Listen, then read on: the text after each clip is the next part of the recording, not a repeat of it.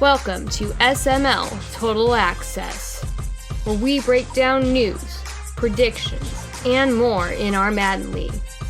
Now, let's get fired up for SML football. Hello and welcome back to SML Total Access. I am Primetime 000, and with me as always is my trusted co-host Tiny Titan and Dan He. What's going on, fellas? Oh man, it's a glorious morning. The good Lord's already shining down on SML. Yeah, it's been a good start to our Saturday. Yes. Let's move on now to the first topic of the day. Sportsmanship. For whatever reason, maybe a dynamic topic in the league, so let's talk about it. We're adding an evaluation category for the final season. Tiny, I just kind of want your thoughts on sportsmanship in general and maybe even the eval category. Yeah, so that's what I was going to start with is kind of describing what I think the eval portion of it should be. So, I don't think we have to worry too much about guys being up 40 and then getting a pick six, high step into the end zone, doing spins, flipping the ball backwards, doing stupid stuff like that. So that's not really a worry, but it's more like just having a bad attitude about a loss. Maybe if you lose, you're like, man, Madden wasn't going my way, not giving props to the guy. Like, for a guy like me, when I beat somebody pretty good, it makes me a little butthurt whenever you're going to go in there and say it wasn't my game. It was all Madden's fault or his screw ups the whole times.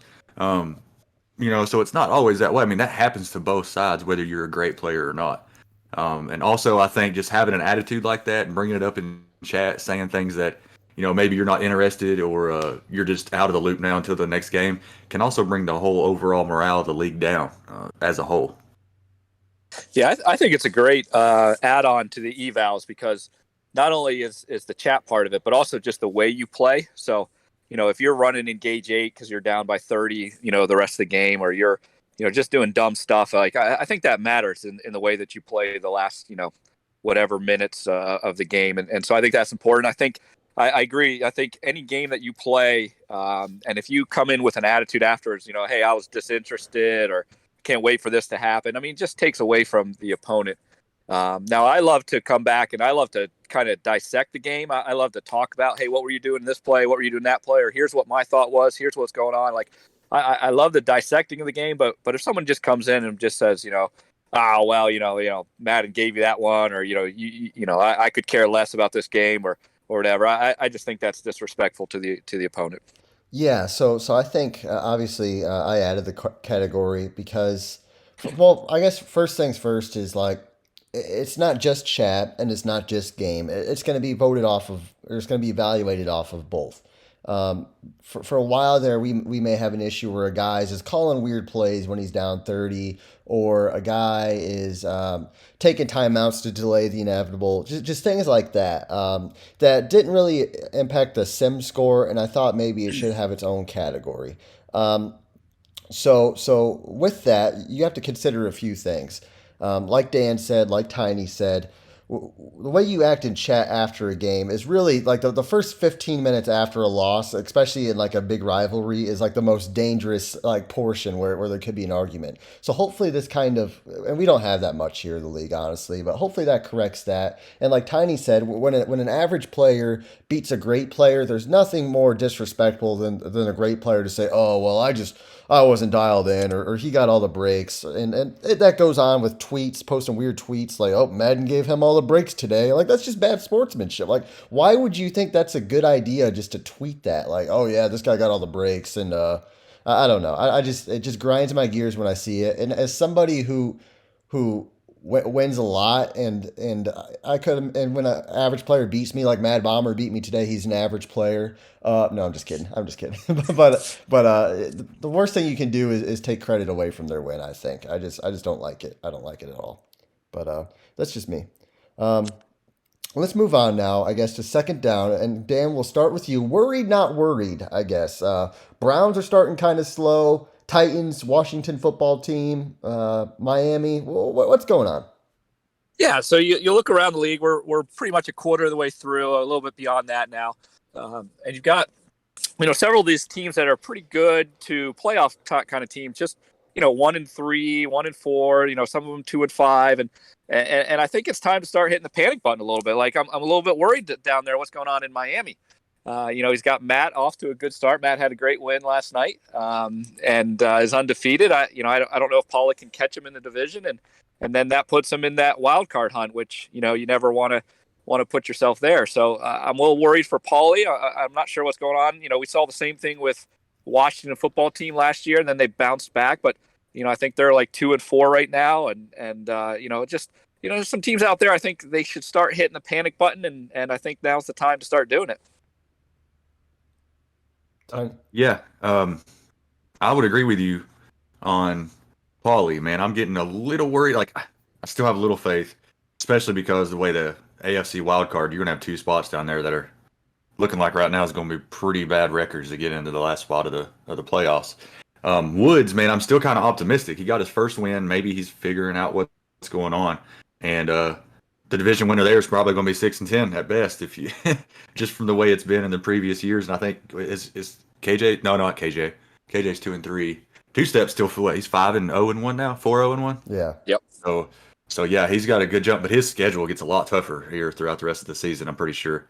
As for Q, the Washington football team, he started out 1-5 last year and ended up 11-5 and made the playoffs. And the year before, he didn't have a bad start, but he made it to the conference championship game. So I really don't have any worries with him, honestly, especially in that division. He'll catch right back up to Rowan, I promise. And Clinky. Figs and Titans, man. Sorry, guys. You might as well just pack it in. It's over. Yeah, first I want to comment on Paulie. He started off 2-4 last season, and he made the playoffs. Really, the last 2 seeds in the AFC are up for grabs still. He has a number 1 ranked yard defense and pass yard defense in the SML right now, and his 3 losses aren't bad. He lost to Bomber by 8 points. He lost to Matt, who's 5-0, a divisional foe, by 3 points, and then he lost to me by 7 points. Those are all, pretty quality losses. Paulie's going to bounce back. He always does, and he's got a rookie running back he's still working on to develop. Obviously, last season not going to develop too much, but nonetheless, he's got a rookie running back in there. I'm not worried about Paulie. I'm not worried about QP either. Guys like that, they always seem to find their way some way or somehow. As for Woods and Coop, I'm a little worried about Woods now. Typically it was in between him and NYT, but now Two-Step is 4-0-1, kind of Cinderella story. I'm liking what I'm seeing out of Two-Step. I kind of hope Two-Step wins the division a little bit. I think that'd be pretty cool to see. But we'll see what happens. But I'm thinking both Paulie and both QP will find a way to make the playoffs because that's what great players do. Mm-hmm. I agree. Let's move on now to the tip of the week. Tiny, everybody I'm sure wants to hear tips from you. You did beat Faz. You did beat Dump. You're an elite player. What's your tip? Talk about taking shots, man. Jeez. All right, my tip of the week is going to go to you, Prime. I don't care how you feel about a certain play, but if your opponent needs 50 or 60 yards, Hail Mary, play 3 deep, man. Prevent it. So have like 5 guys back there, dude. That way it's almost impossible for them to catch the ball unless it's some kind of miraculous tip catch or something. And I'm going to make it short and sweet, and that's it right there. Let me answer that real quick. Hold the horses there. So I just want to explain my thinking on that play. Madden doesn't let you call prevent back to back, and I didn't have any timeouts left. I saw he put in his backup quarterback, but I couldn't stop the play. I was expecting him to throw like a 15-yard out because I knew Russell Wilson had like an 82 arm. So I thought he was going to go short, and then I was going to go prevent. But nonetheless, I probably overthought it in hindsight. I wish Madden would let us call like plays like prevent defense a few times in a row. But the way we have the settings, it won't let us do that.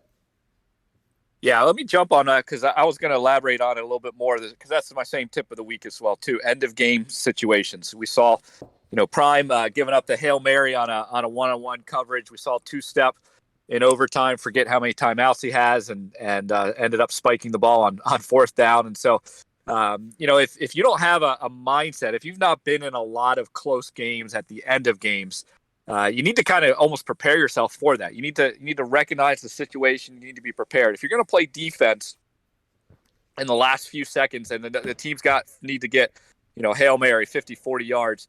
I found out that I think man is one of the better defenses to run at the end of games, especially if they have 3 safeties.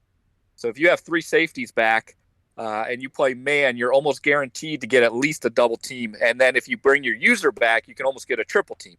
You run cover 3, you could get single coverage. You run even cover 4, depending on what kind of routes they run, you could get single coverage in cover 4.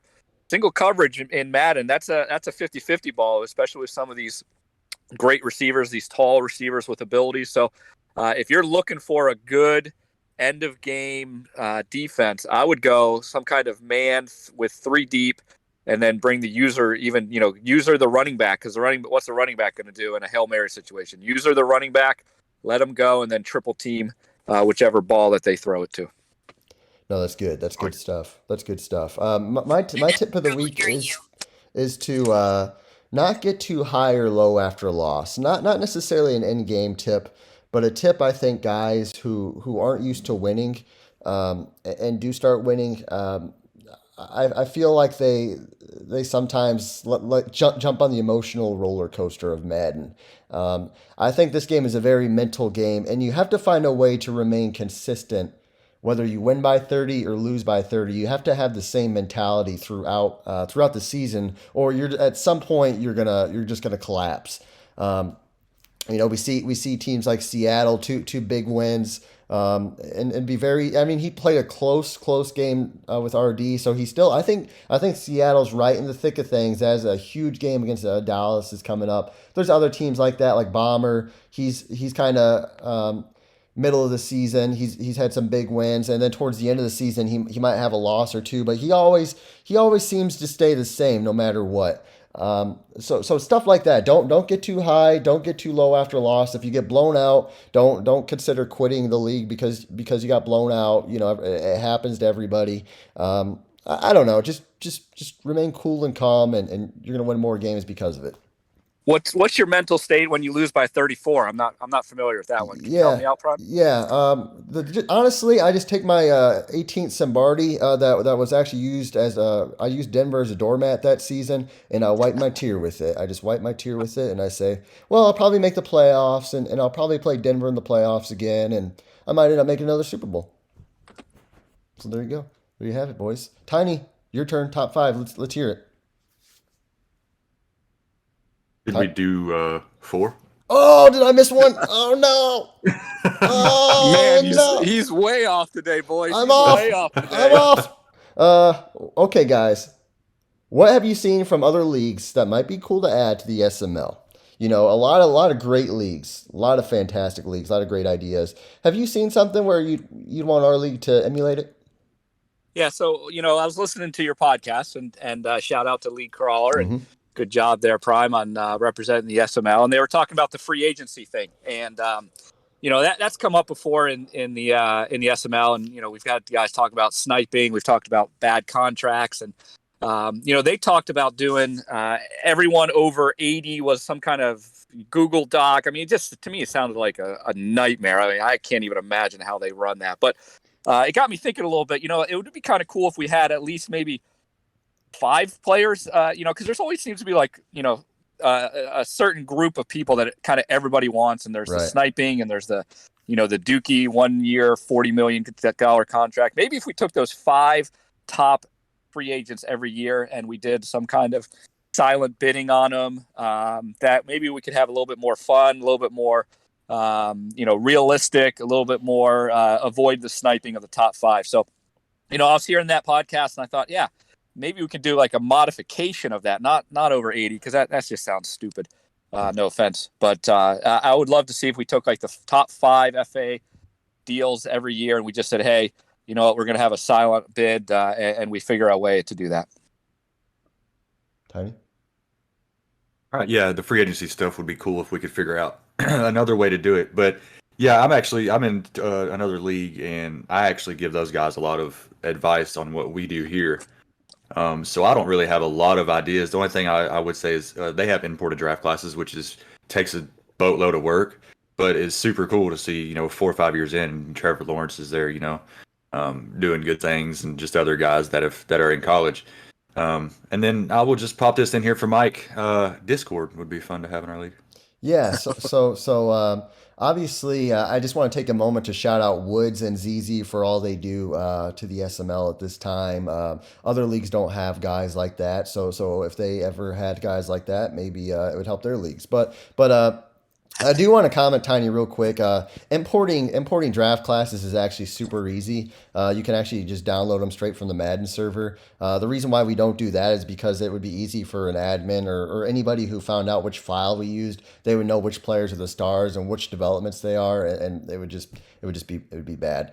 But like Dan said, I do kind of like the free agency thing. The problem is when you write the rule, especially with like the 70 overall or 80 overall above, that's a lot of players. If there's a Yeah. way you could write that to where um, it's not even the top five players, but just like you have to look at it from like a human point of view. Like what are the five or what are the seven or what are the 10 best like superstar ability players or speed wise? I don't know. You'd have to get really like you'd almost have to just like play it by like adjust the rule every off season and just the most desired players and take the ratings out of it because obviously Yep. as we know Madden the ratings don't always mean everything, but yeah, some of that sounds like crazy hard work if you had the 40 players that you're trying to track. I couldn't imagine doing that.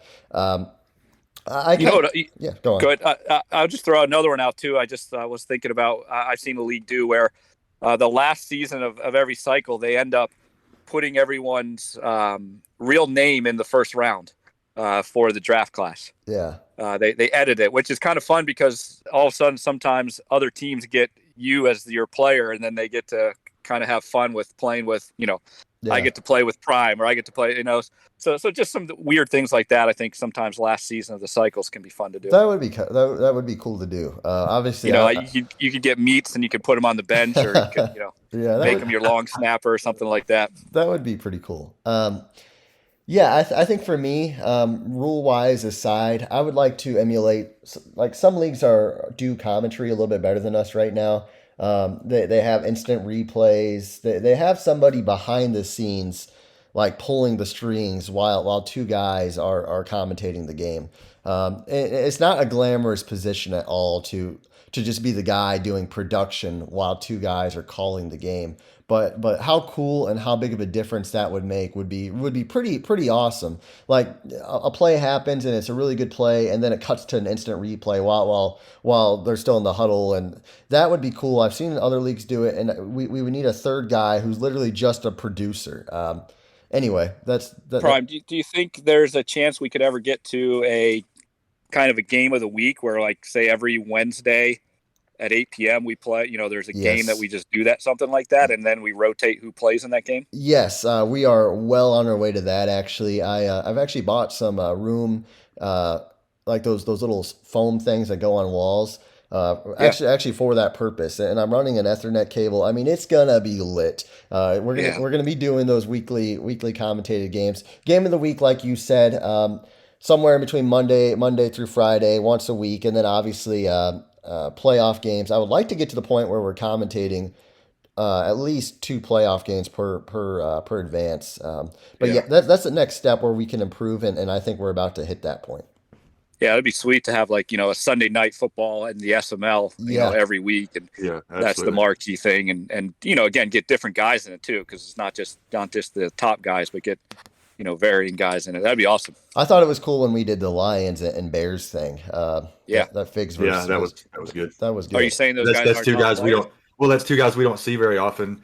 Get to on a big stage with I don't remember how many viewers was in there, but I think there was 11 or 12 at one time, which is big for that game. And you see things that you normally wouldn't, and like for example, like the game against Dan I had in the AFC Championship. I went back, watched Fields and Paulie's commentary, and we played like a pretty clean game. The both of us played like actually really clean that game. And then you go back and you watch the Bears and Lions game, and there were a lot of just like little miscues and things that don't normally happen, which almost make it more fun, like it's like kind of like a college football game or something. I don't know, but Tiny, I tried this earlier. Let's do it for real now. What's the Tiny Five this week? All right, so I actually drew this up last night.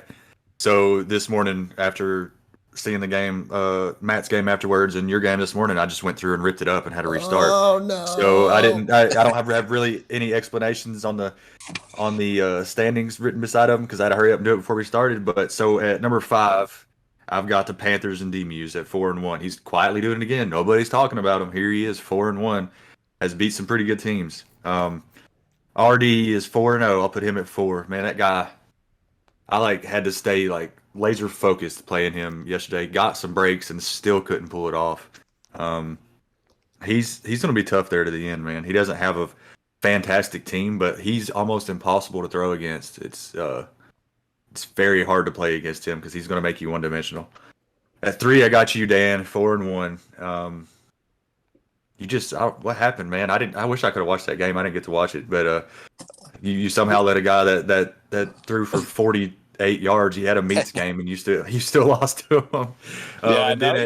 He played good. He got 6 sacks from one of his players. He got 2 turnovers.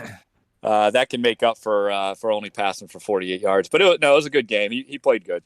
Yeah, absolutely. And for that reason, I got Matt at number 2 at 5-0, and then of course Bomber is the king of the SML right now. And you know who we didn't see in that top 5, guys? Did you hear a name? Mm-mm. Yeah, Prime? I was curious. Did you have him in the top 5 before this morning? He was actually at number 5. Yes. Okay. Yes. Okay. I embrace the underdog role. I enjoy being the underdog. A lot of people count me out, but we'll adapt, we will overcome, and we will conquer once again, baby. Colts going for 19 this year. Hey, Prime, is that the worst loss you've ever had in a regular season game? No, NYT beat me one time by 40. What? Yeah. NYT. So. He beat me by 40, and then we played in the playoffs 2 weeks later, and I repeated the score but backwards. Wow. I beat him by 40. Yeah, it happens.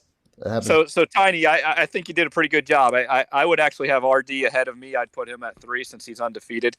I think the fact the guys that don't lose, they should be high on the list. I think both Bomber and Matt are playing good now. I mean, again, we've seen this story before. Both have had pretty good regular seasons before, and then playoffs struggled maybe winning those extra games. But I think both are playing good. I think both are legit. I don't think you can just pass over either one of them, especially with Bomber's new QB.